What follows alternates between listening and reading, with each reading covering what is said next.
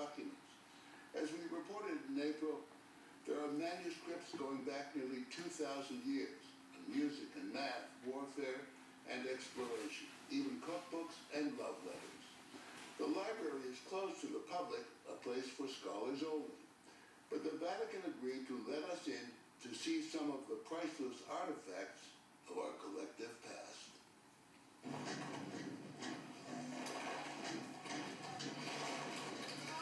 Welcome to the 15th century. In Rome, turn a corner and you bump into antiquity. A delicious mixed salad of present and past. We arrived at the Vatican to find a medieval costume parade in progress. What better way to begin a trek through history? There's about 2 million printed books. 2 million printed books. And inside the library, the past surrounded us again, as we were shown the magnificent building and its riches. This is the Urbino Bible. For instance, this spectacular Bible commissioned in 1476 by the Duke of Urbino. We wanted to have a very fancy Bible. And this is what he got. Library curator Timothy Jans tells us the Bible took years to make by hand, letter by letter, picture by picture. Decorated with real gold. It's just one of the library's 80,000 handwritten manuscripts from the ages before the printing press. Add to that those 2 million or so printed books, Christian and pagan, sacred and profane, in virtually every language known to man. There are thousands of prints and drawings, windows of the past, Questa è una moneta papale. and a huge collection of ancient coins. This was the money of Palestine 2,000 years ago, including the kind of silver coins Judas was said to have been paid to betray Christ. Here is a map of the world, drawn 50 years before Columbus. At its edge, the Towers of Paradise. And an immediate bestseller, Columbus's description of his voyage to the New World, published in 1493. In a certain way, the library is kind of the attic of Western civilization. It's so true, and it's like many attics. You know, you put things up all the time, you keep on pushing over boxes to make space for more things. Father Michael Collins is an Irish priest who's written extensively about the Vatican, where the library shelves, if you put them end to end, would stretch for 31 miles. Is there any single person who really knows what the library holds? Nobody knows exactly what's there, because it would be impossible for the human brain to understand, to remember the titles, who wrote it, when they were written. It is quite a treasure of the humanity that you have here. Monsignor Cesare Passini presides over the library. Its great hall, essentially unchanged over the centuries, is a picture gallery of antiquity. Saints, philosophers, and depictions of the great libraries of the pre-Christian world. Babylon, Athens, Alexandria, a shrine to learning and to books.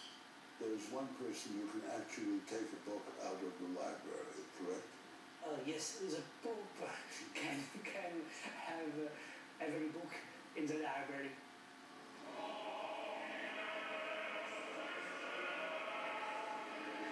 If St. Peter's Basilica represents the splendor of the church writ large, the library nearby is a testament to the monks and scribes who made magnificent miniatures in times past. Here, some devotional music commissioned by Pope Leo X, and the text of the Christmas Mass used at the altar by Alexander VI, both manuscripts 5 centuries old, written on parchment, treated animal skin. You will often see the skin of sheep being used, sometimes goats. Christopher Chalenza, director of the American Academy in Rome, is a scholar who's often used the library. He says that writing on parchment was not only tedious, but expensive. If a monastery wanted to produce a Bible that perhaps had 400 pages, it might cost you 400 sheep. It's an investment. Beyond the academic work, did you you ever just come here to hang out and flip through stuff and see what you might discover? I think all of us have come here at one time or another with the hope of discovering something, having a general direction in which we're going, but not quite knowing where it will wind up. You might find, as curator Adalbert Roth showed us, drawings of a German jousting tournament in 1481, or an old cookbook telling us that Roman foodies in the 4th century dined on chicken, veal, seafood, pancakes in milk, and whipped pear cake.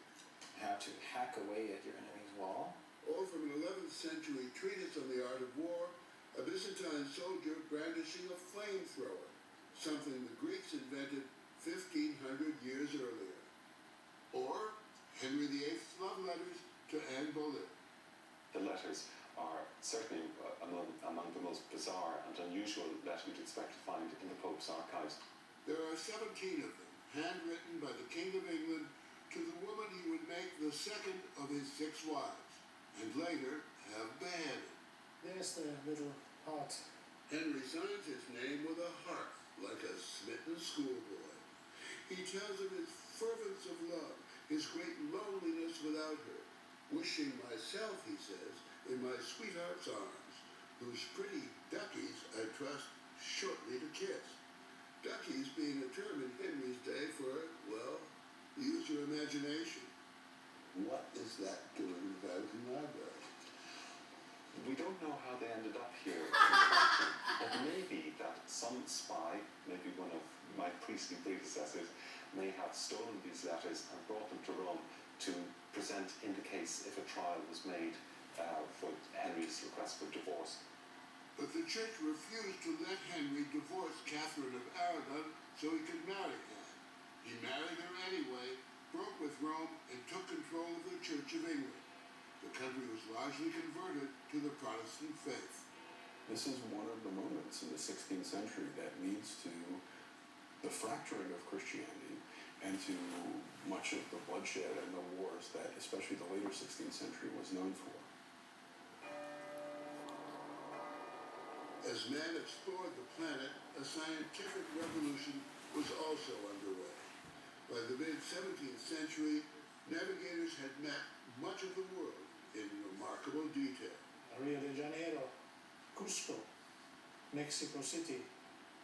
Galileo turned his eyes and his telescope on the heavens.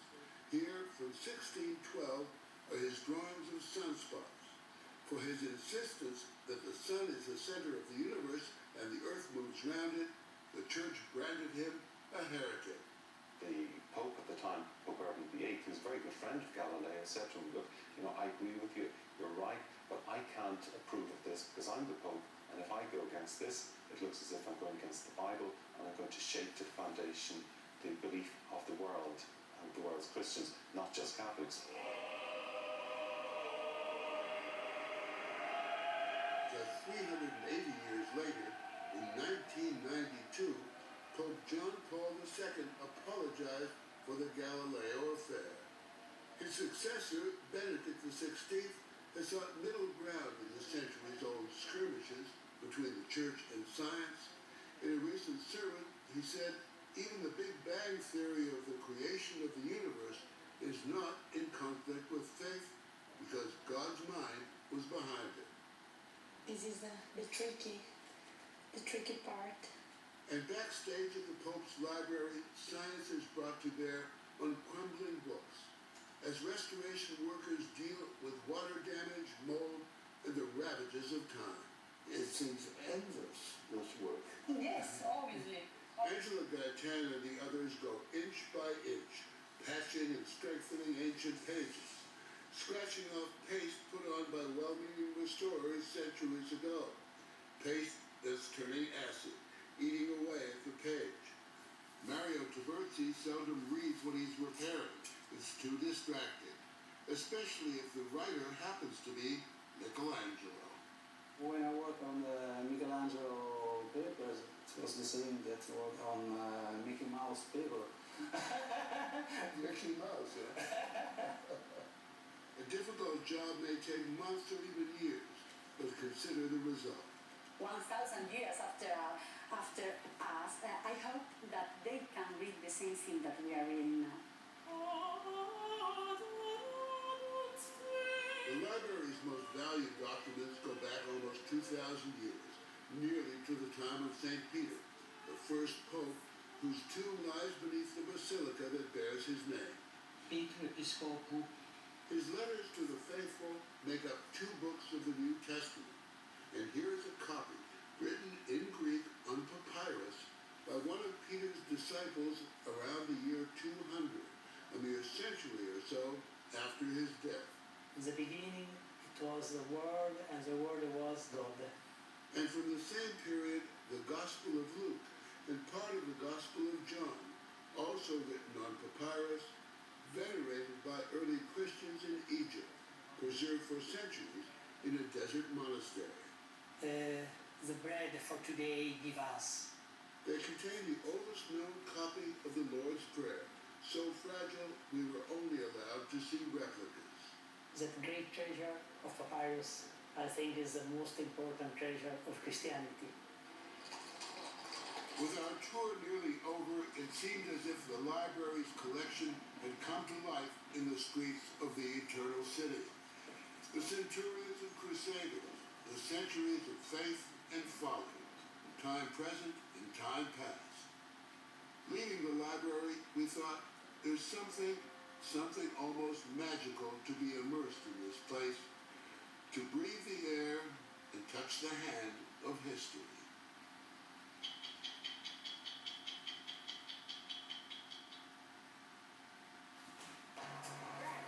Just a second. Just 1 second.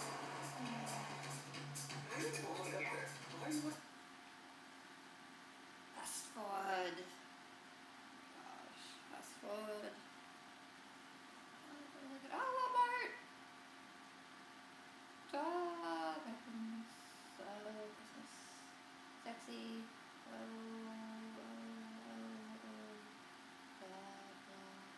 Oh, Andy Rooney. Oh, he's dead.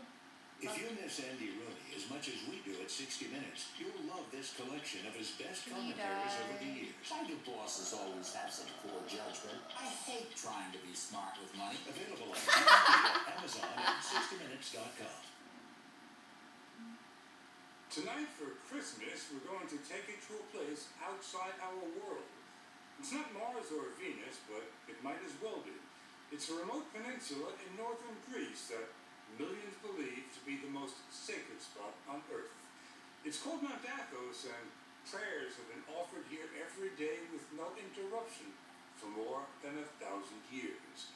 It was set aside by ancient emperors to be the spiritual capital of Orthodox Christianity, and has probably changed less over the centuries than any other inhabited place on the planet. The monks come here from all over and do everything they can to keep what they call the world far away. Not surprisingly, journalists are not exactly welcome. For more than 2 years, we corresponded, negotiated, and frankly pleaded for an invitation, but ran into one monastic wall after another.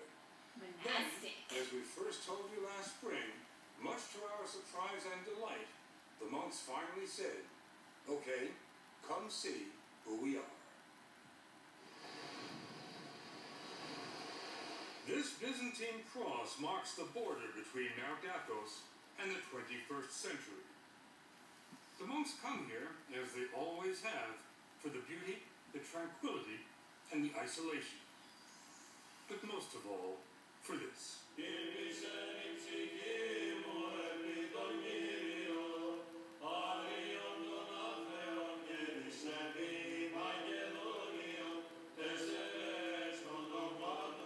Father Yakovos is one of the few Americans on the mountain. He's been here more than half his life. You have to understand, the words that we're saying in today's liturgy are the same words that Christ was saying, the same words that saints from the 1st century, the 2nd century, the 3rd century, the 4th century. And nothing has changed in Orthodoxy since then. It's the only branch of Christianity that can make that claim.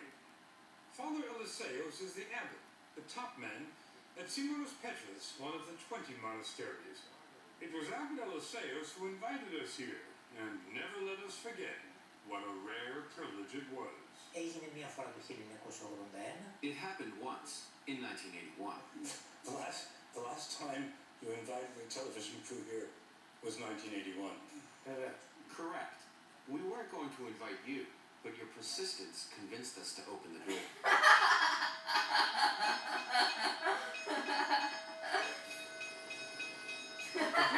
Open revealed the wonder that is Simonis Petrus, which fits like a crown on top of a rock, 800 feet above the Aegean. It was built in the 14th century, and the monks will tell you it must be considered a miracle that it hasn't fallen into the sea.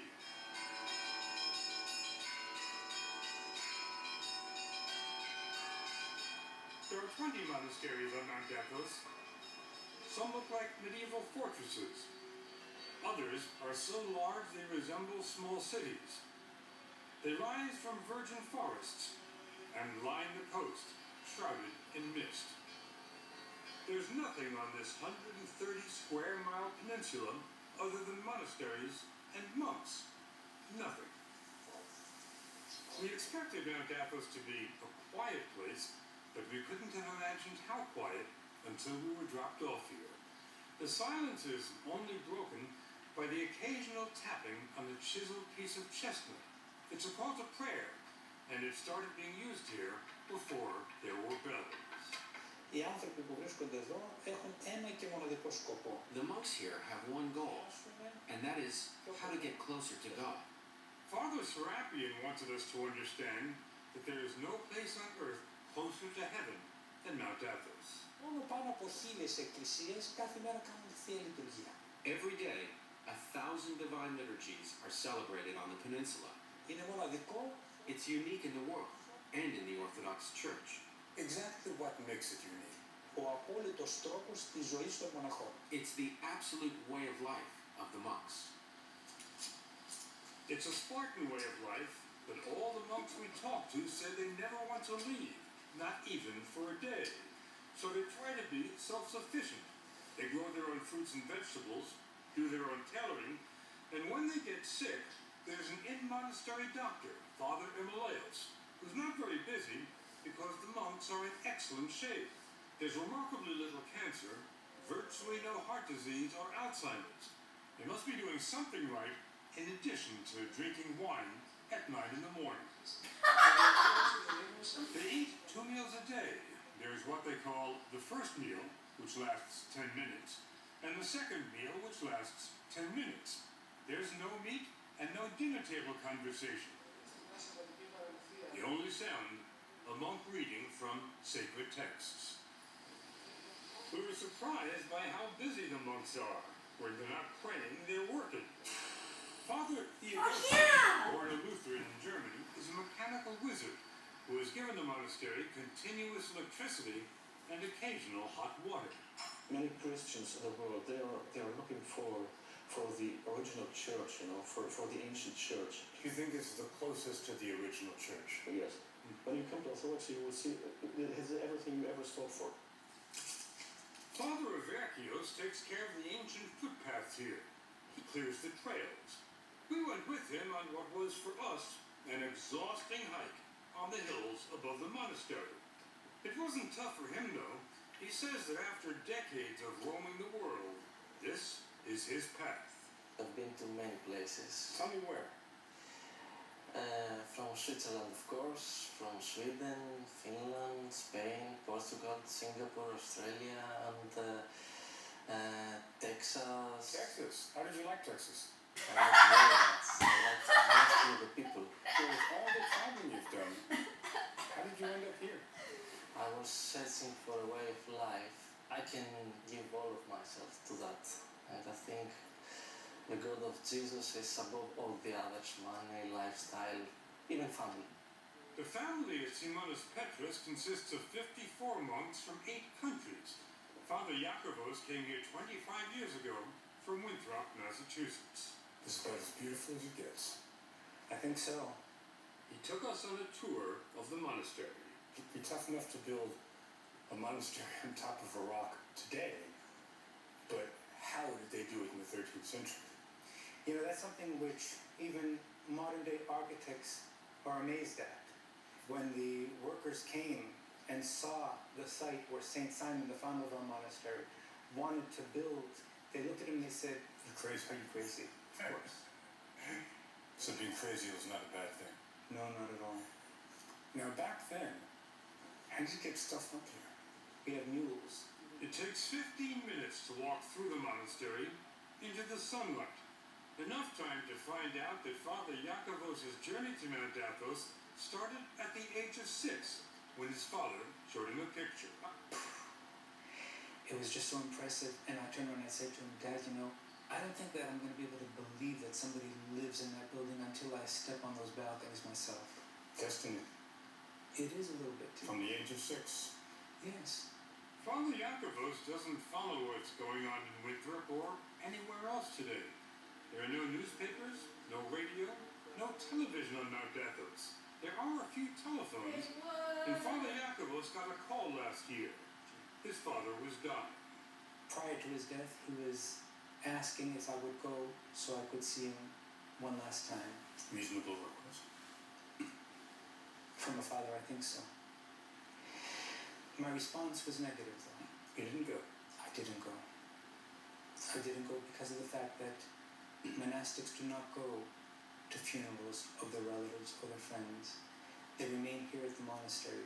When your father asked you to come see him one last time, and you said no, was there any feeling of I'm letting my father down? Not at all. I know that we're going to see each other in paradise one day. The whole idea at Mount Athos is not only to isolate oneself from the outside world, but to let go of all memories of one's past life. The purpose of your being here, as I understand it, is prayer without distraction. I'm not being distracted now. Why are you laughing? First tell me why you're laughing. Why am I laughing? Because St. Paul says we're to pray unceasingly. What's funny about that? That's not what's funny about it. What's funny is how you think I can stop praying. You're praying every minute of the day. Even right now when we're talking. Really? Of course. You don't see Father Iakovos praying while he's talking, but look at these other monks. Their lips never stop moving, not for a second. They just keep reciting the Jesus prayer day and night. Lord Jesus, have mercy on me. It becomes like breathing. Some monks say they can pray when they sleep, and they get no more than 3 hours sleep a night. But Mount Athos gets more applicants than it can handle. It's harder to get into than Harvard. The man comes as a novice. He's free to leave if he doesn't like it, and the monks can tell him to leave if they don't like him. When a novice arrives here, can you tell whether he's going to make it or not? Can you tell whether he's going to qualify to be a monk? Όχι παραπάνω από ελάχιστο χρόνο το καταλαβαίνω. After a while, it becomes pretty obvious whether or not someone is cut out for it, which is why we have a trial period, which can last up to 3 years. I bet you know a lot sooner than 3 years. Certainly. Once he's accepted into the community, it's a lifetime commitment. And life never changes here. Never.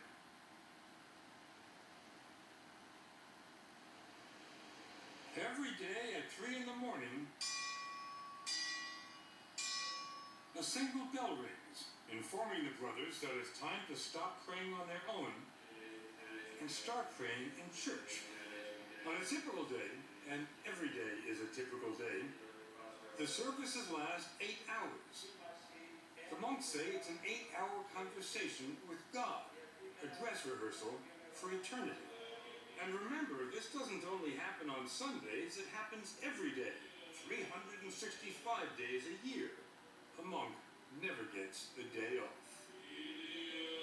This is the Divine Liturgy, the life of Christ, celebrated by men whose only passion is to move closer to Christ every day. The depth of their devotion defies description. They didn't look like the same monks we had met in the gardens and the workshops. They were utterly transformed, with a concentration so profound they were immune from distraction. There were occasional flashes of ecstasy. This old monk could have risen out of a Rembrandt.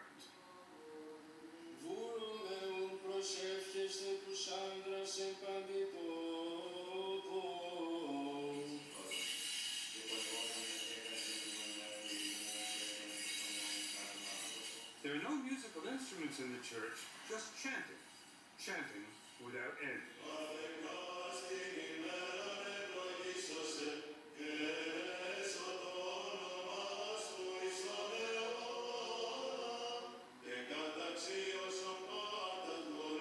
Many of the voices, the basses in particular, could have made it at the Met.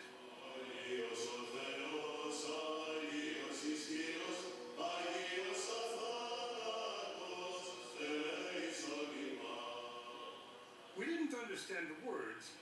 We didn't really have to. This phrase we knew.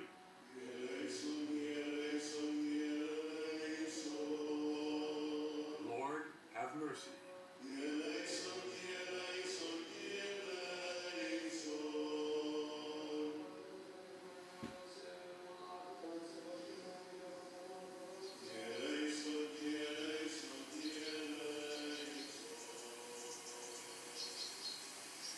The most miraculous thing about Mount Athos, when we return. That's four!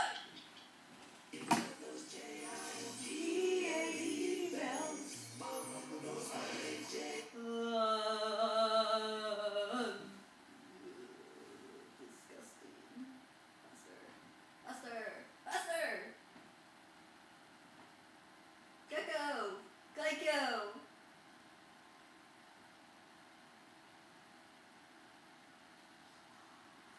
Ew! How I Met Your Mother. Cars. Car. Bigger. Better.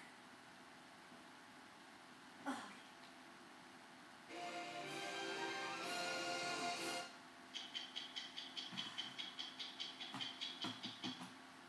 The most miraculous thing about Mount Athos may simply be the fact that it's still there. Over the centuries, it's been invaded by crusaders, Ottomans, mercenaries, pirates, and Franks. The Nazis had their eyes on it too. The 2,000 monks attribute their survival, not surprisingly, to divine intervention. But they've also been pretty crafty. Some of the measures they've taken will surprise you. If you'd like to come for a visit, though, it can be arranged, but it's not easy. First, you'll need a visa issued by the monks, and unless you're an Orthodox pilgrim, it can take a while. Next, you'll fly to Athens and make your way to a scruffy little town in northern Greece where there's no airport and where the roads are dicey. Then you hop on a ferry, unless the trip has been canceled because of rough seas. That happens all the time. But on a calm day, it can be a very pleasant ride. The monks will tell you it takes years of prayer and soul searching before they're ready to leave the world for Mount Athos. For the likes of us, though, it takes little more than an hour. It was the beginning of Lent when we took these pictures, and the ferry was packed with pilgrims from all over the Orthodox Christian world. Greeks, Bulgarians, Serbs, Romanians, Russians. It wasn't long before the first monasteries came into view, and we thought we were sailing to Byzantium, to a fantasy land of castles and palaces.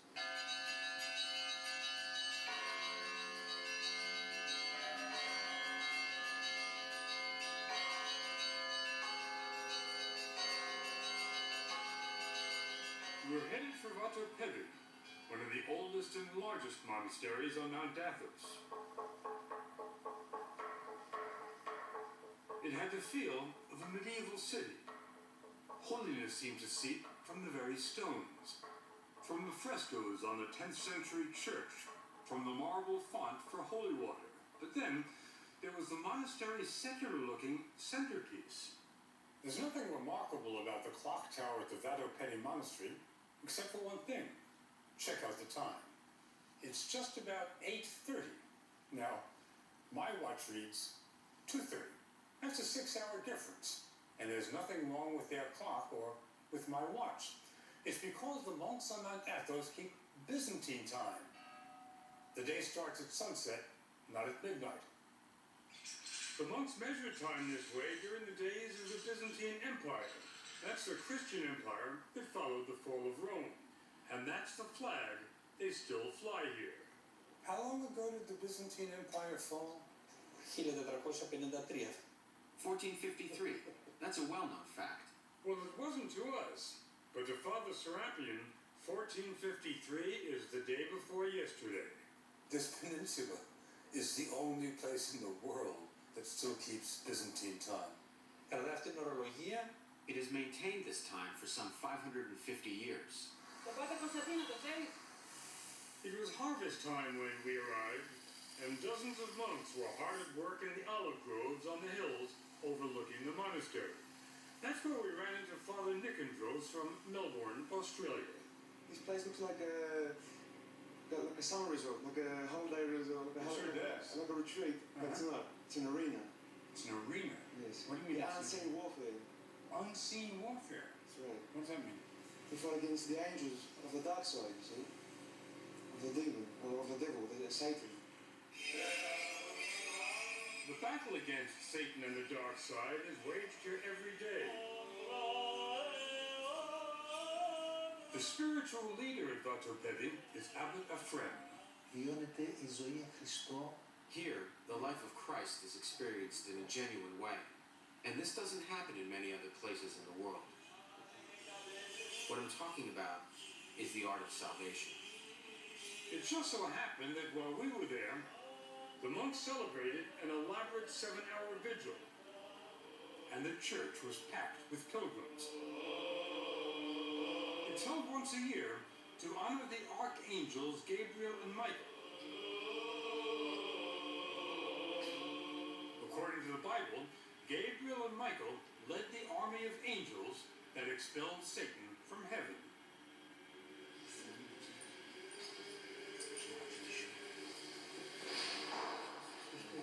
The church's relics are brought out every day, and pilgrims ask for the blessing of the saints. The most sacred relic on the entire peninsula is in this case, fabric said to be part of a garment worn by the Virgin Mary. The irony is that while the Mother of God is revered here, no other woman is permitted to even set foot on Mount Athos. It's been like that for 1,000 years. The reason, according to Orthodox doctrine, is that Christ gave the peninsula to his mother, and all other women have been excluded so as to fully honor the Virgin Mary.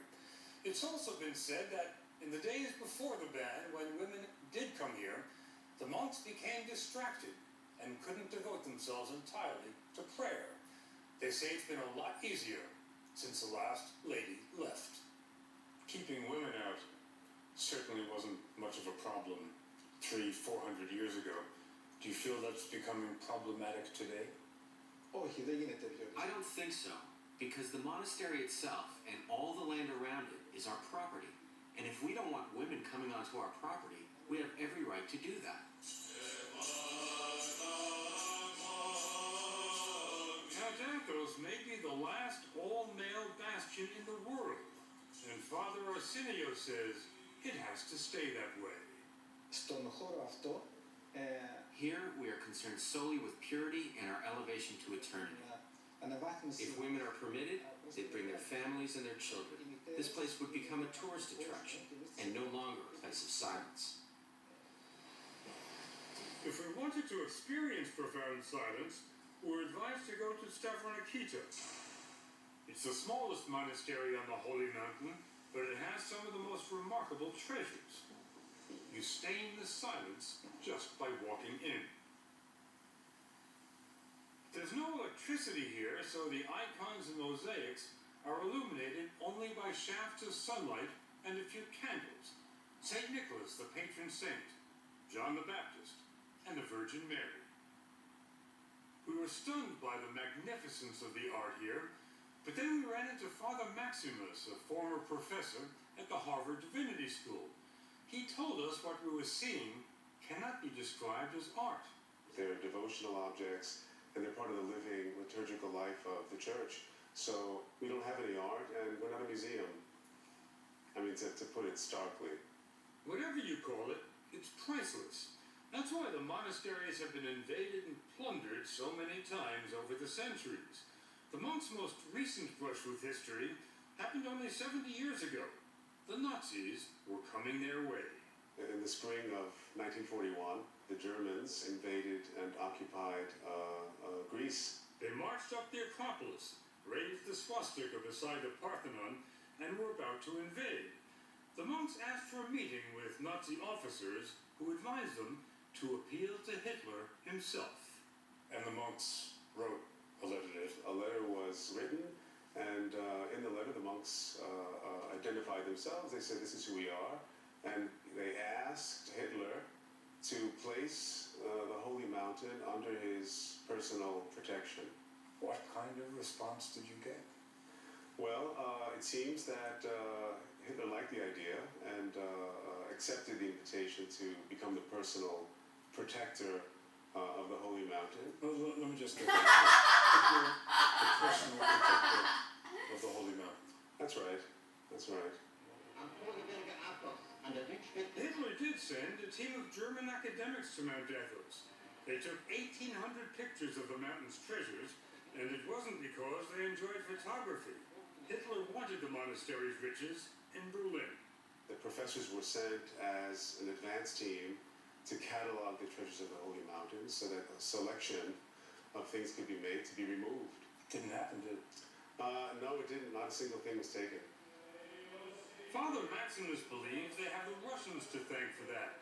That by the time the Nazi scholars completed their work, Hitler was bogged down in Russia and wasn't thinking about icons. That Nazi period has been largely forgotten here. To the monks, it was just one more blip on the road, and a small one at that. Today, Vatopedi is the most popular destination on the mountain. It hosts 35,000 pilgrims a year and offers more than spiritual sustenance. The monks have their own fishing boats, and the catch is pretty good. The fish are served fresher than in any Greek restaurant. The refectory dates from the 12th century, and since the 12th century, the food here has been free. Vatopedi has been supported by rich benefactors, emperors, princes, kings, and today, partially by pilgrims with deep pockets who commission icons in the making. But the ancient treasures? Not a chance. They can't even see them. They're under lock and key. It's not a new security system, but it works. Normally, it takes more than one monk to unlock the door. Because no one monk is allowed to have all 4 keys at the same time. It's sort of a medieval version of the nuclear launch control. Do you keep those keys in your pocket for me? Try not to. No. Father Matthew from Fond du Lac, Wisconsin, was given the abbot's blessing to let us into the inner sanctum. Once inside, there was still another hidden door. Behind the curtain? We walked into the world of Byzantium. It was hard to imagine that everything here was at least 600 years old, because the brilliance had not faded. There are almost 4,000 icons stored in this monastery alone. The highlight? A 14th century icon of Christ. Every monk will tell you the sole purpose of life on Mount Athos is to get closer to Christ every day. And they say total union with Christ is only possible when they leave this world. Πρώτο πράγμα που κάνει ένας μοναχός είναι να αγαπήσει το θάνατο. The first thing a monk does is embrace and love death. Embrace and love death. Γιατί ο θάνατος... Because death is the ticket to the other life. Without a ticket, you can't travel. Where do you get the ticket? Εδώ, στη ζωή αυτή. In this life, that's what we do each day. We prepare for death. Για το ταξίδι μας προς τον ουρανό. And we are joyful about our journey to heaven. Father Matthew offered to take us to the transit point between this world and heaven. When a monk dies, he's buried until there's nothing left but bones. Then he is brought to where every monk who's ever lived here ends up, the ossuary. Any idea how many skulls there are here? Thousands, I'm not sure how many thousands. Any idea how far they go back? The ones here would be to the 16th century. When you look at the ossuary, what comes to mind? Mostly I see that this is where I'm going to be. I always like to say these are my future roommates. There was nowhere for us to go from there.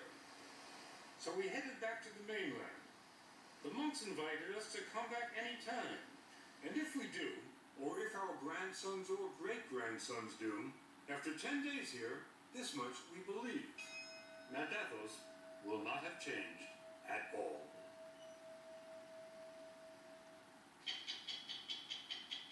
Go to 60minutesovertime.com to see the challenges of scaling and shooting a story on Mount Athos.